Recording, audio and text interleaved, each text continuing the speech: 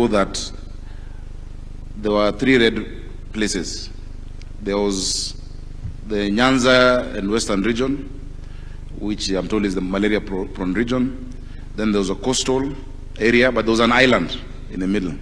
That island is unfortunately Nairobi, but I'm glad to report that we're making strides. We set up our screening and treatment center at Kianda 42 in Kibra. We are screening in Mathare North now and at Ruta. And just for awareness for the mothers and the parents out there, I know our CHPs are able to direct people. It is good for them to know that we also have those services in Nairobi. But back to issues of every woman, every newborn, everywhere.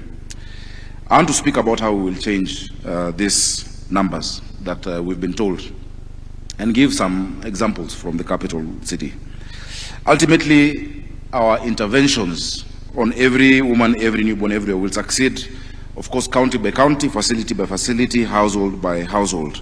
The Ministry of Health, of course, leads with policy, but pregnancy happens in our communities, not at the ministry, hopefully. Antenatal care happens in our facilities. Deliveries happen in our maternity units. Emergencies arrive at our hospitals. And that is exactly where counties become central to the success of these initiatives. And I'm really glad, even yesterday, the President acknowledged the strong partnership between the ministry, the national government, and the county governments in addressing this. There are 3 delays that we must confront for us to sort this out.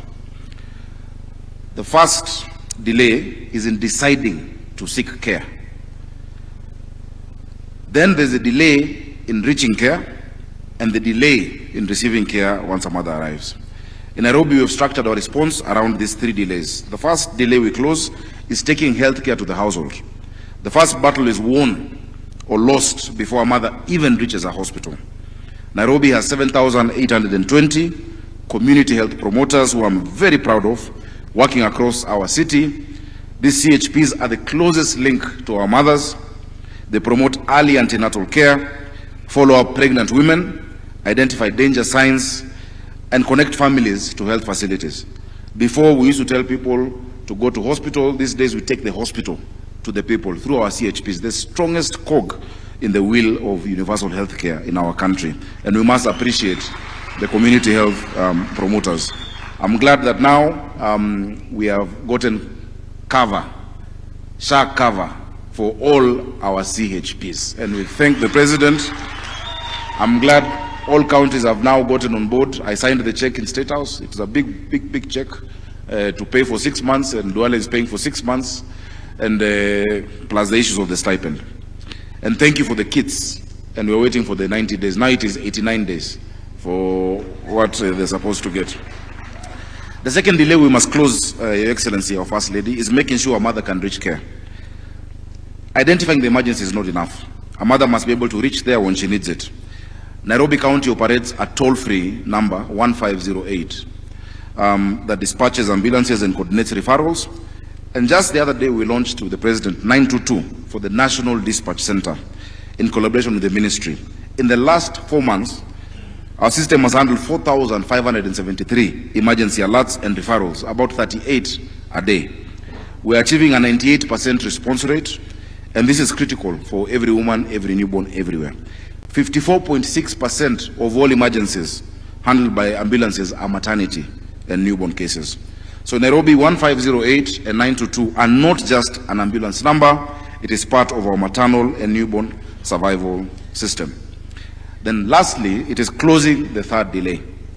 What happens when she arrives? This is the most decisive responsibility that county governments have, because there is very little value in reaching the facility if the facility is not ready to save a life. That means having the medicine, having blood, having a functioning theater, having newborn care, and having clear referral pathway when higher level care is required. I want to really applaud healthcare workers across the country, nurses, clinical officers, doctors. I want to applaud chief officers in the county governments, directors of health, our CECs, led by my CEC here, the work that they are doing is where the rubber meets the road. Your Excellency, many people may not know why I am very passionate about issues of maternal mortality. And let me tell you, my late mother had lost 3 children, before my eldest sister was born. She had difficulty with pregnancy.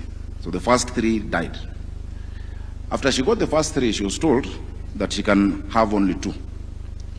And of course, you know African men, they want to have a boy. So my firstborn sister was born, and Marie. My dad was happy, of course, that's a child, but my second-born was on the way now, the second-born. Then when the second-born came, Evelyn. Now, my mom had been told because with 3 losses, she can only have 2. But my dad said, lazima iwak. So he insisted. Now, I was born premature. And in the 80s, I think it was very difficult to get an incubator. I was asking Dr. Amoth, what are the statistics? And so because of that, I had to be taken to a different facility. I was in an incubator for a long time. And so, and now I'm here, by the way. I didn't, I survived.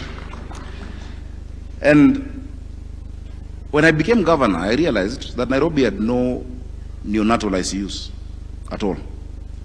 And that information was from my CEC, my chief officers, my teams. And I said, this story must change. We have just seen Nancy Kerubo here.